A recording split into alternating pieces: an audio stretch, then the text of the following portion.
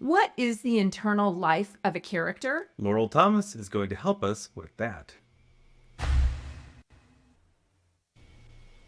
Yay, we're Yay! back with Laurel. Yay! It's always good to have you on, I Laurel. We so know. enjoy when you join us here on the podcast. We get into deep stuff and fun stuff. And how you doing today? Good. I'm doing great. We're talking about our favorite stuff.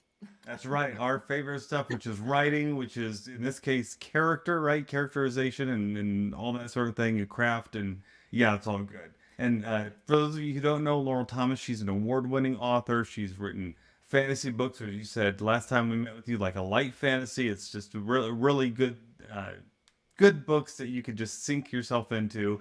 And she's one of the newest trainers in the Writing Momentum membership. She teaches roundtables every couple weeks, and we're so glad to have you on board. Yeah, we're so excited to have you here. Thank you. I am thrilled to be a part of Writing Momentum. So thank you. Yes. Well, last week we talked about our writers fiction roundtables. In our last episode we talked about that. I've gotten to attend a couple of them. So if you don't know what a fiction roundtable is or a writers roundtable is, definitely go back and listen to that podcast. You'll get to hear more about what those are, but you'll also get to hear from Laurel of who she is and how she came to be teaching these fiction roundtables after 25 years as a nonfiction writer. So for those of you who are saying, well, I'm a nonfiction writer, there is still the chance for you to, as our friend Renee says, come over to the dark side and do some fiction. And so, but because I got to visit and be with her last Writers Roundtable, she talked about characterization.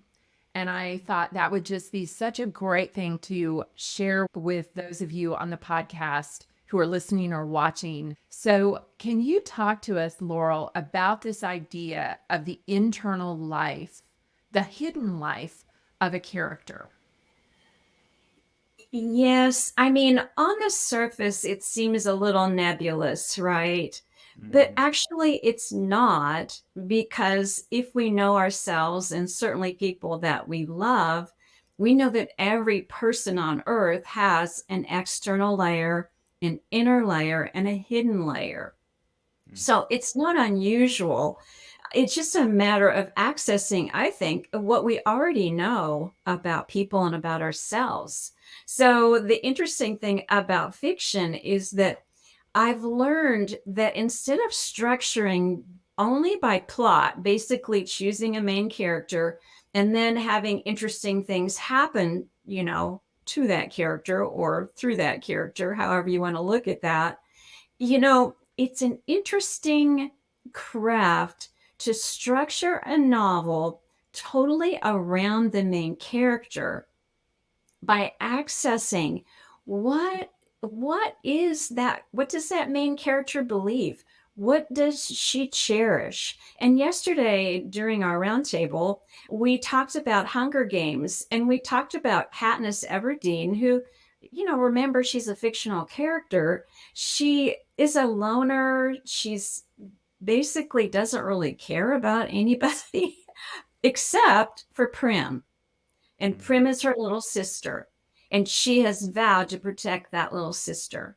And so when the inciting incident arises, Suzanne Collins is so artful because that inciting incident takes Prim, or threatens to take Prim, from Katniss's life. So what we talked about was that, so that makes it so much more powerful than a random mind explosion, right? Because we know a little bit, and I like to look at the fact that setting is also external, inner, and hidden, right? So at the very beginning, at the opening, we see a main character's world, and it's the external view, basically, of that world. But the view of that world will go deeper and deeper and deeper with your character. And that kind of the way those two are linked, I think it's just kind of a cool way to structure a story. And I can't say that I'm a total expert on it, but I am working on it on my new novel with the hopes that it will engage readers emotionally. Mm. And I think, we as novelists, as writers, as creatives, we deal in emotions, and we teach and we share and we communicate in a way that, an effective story, you remember that story. It carries something that stays with you. So anyway, does that answer the question Yeah, a it's little? really good. I can, when I think of the Hunger Games, and you bring up that scene at the beginning where Prim is chosen and Katniss has to essentially take her place. You're right that Suzanne Collins could have just written it where was the name who was drawn, right? Her name was Yes. drawn. She's thrown into the Hunger Games, but she chose instead to say, no, I'm going to have it be I'm gonna have her have a stake in this because she's trying to protect her sister, right? It's not just her name was chosen; it's that someone else's name was chosen, and now she. And it also shows you a bit of her character coming out, right? You see a little bit into who Katniss is because of her response to what happened in that moment. So help us define what these 3 points are. You talked about external, internal, and then hidden. So I can see, okay, external and internal, but like, how does internal differ from your hidden, right? Because your internal is kind of hidden. So how would you define each of those? That's a really good point. Yes, the way I see the internal is that it's our goals, it's our motivations, it's our perceptions. But the hidden layer are the parts of us that we are not aware of. Hmm. And often it's a lie that we believe, but maybe would never say that we believe it because it's so hidden. And if you look at like The Greatest Showman, okay, what was it? Well, he had been so shamed as a child and raised in such terrible poverty. And then I think about The Man Who Invented Christmas, about Charles Dickens, and he was sold to a debtor's prison, and how that formed such a drive in the midst of those main characters.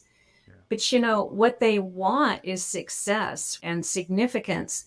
But what they need is the validation that they are worthy as people.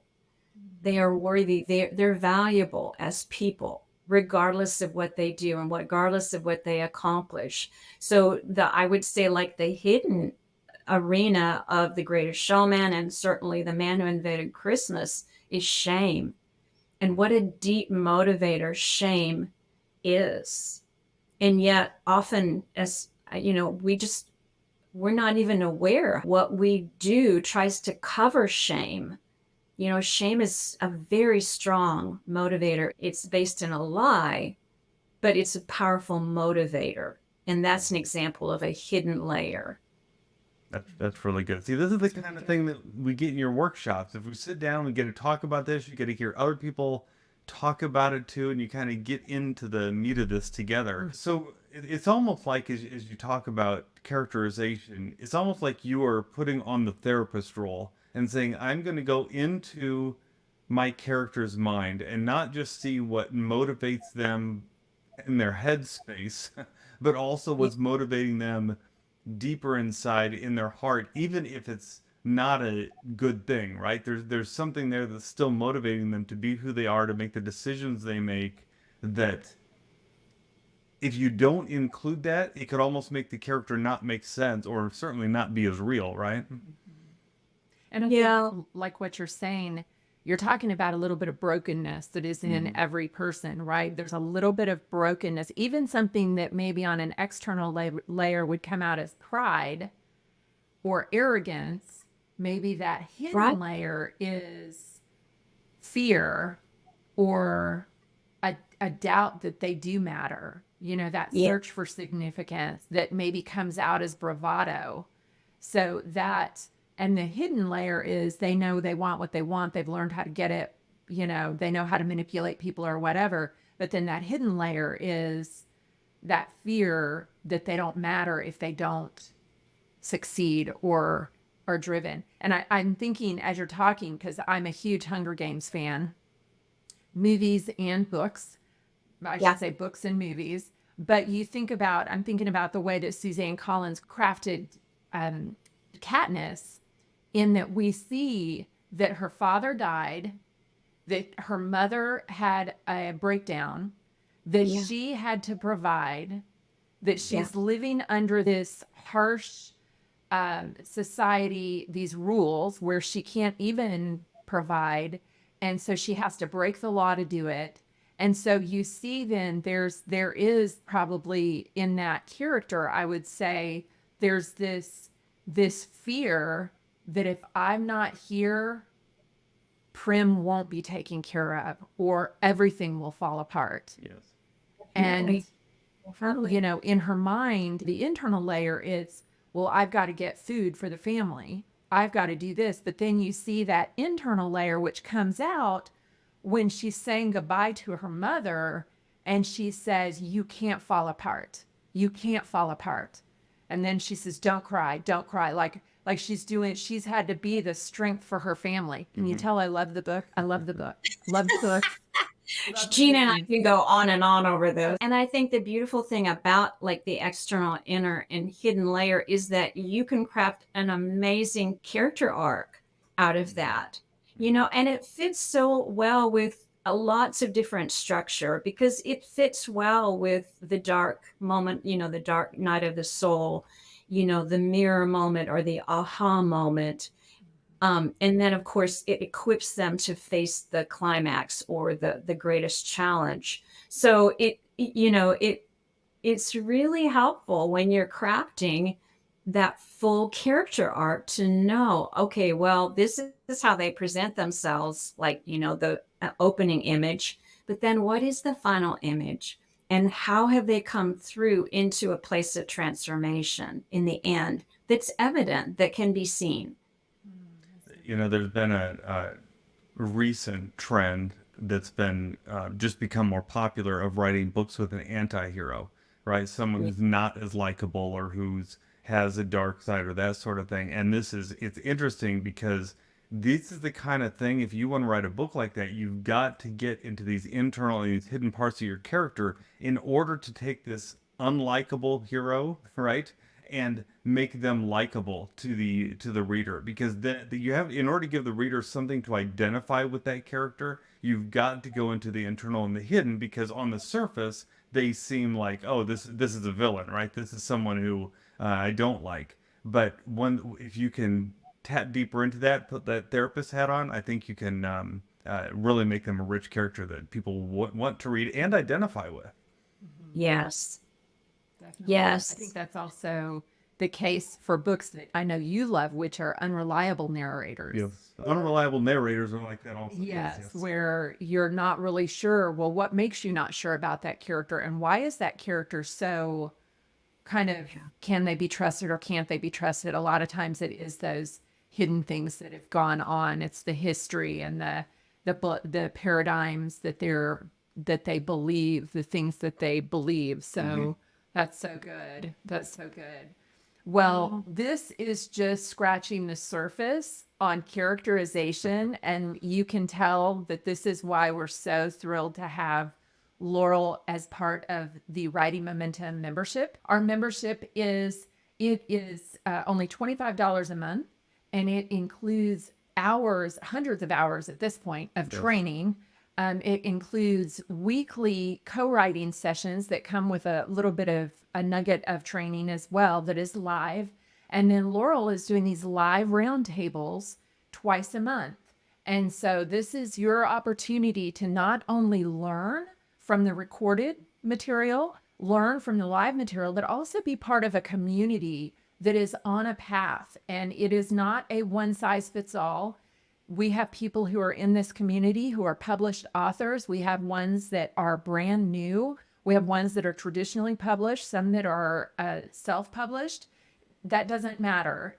It really is about us coming together and encouraging one another on the journey. And I will also say that the membership includes training on fiction, nonfiction, and children's as well as marketing and author branding and publishing. So we try to cover everything that would help writers succeed. So if you would like to join us at the Writing Momentum membership, there's a code here that you will find below that go ahead and click on the code, check it out. We'd love to have you join us. And, you know, people who join the membership, they are more than names to us. They're more than just faces. They are people that we actually have the privilege of getting to know and be with them on their writing journey. So, well, thank you today for being with us, Yes, Laurel. thank This is you, always so Laurel. good. If you didn't hear her last podcast, go back and listen to that last one. We're going to give you the final word. You got any final word? Well, I think it's interesting that through all the Write Your Heart Out and Writers Roundtable, I've always sent my writers to Chris and Gena to Writing Momentum for their vast and excellent resources. So I think it's fitting that I get to come on board and be a part of this. So thank you so much. You're welcome, and we're so glad you are.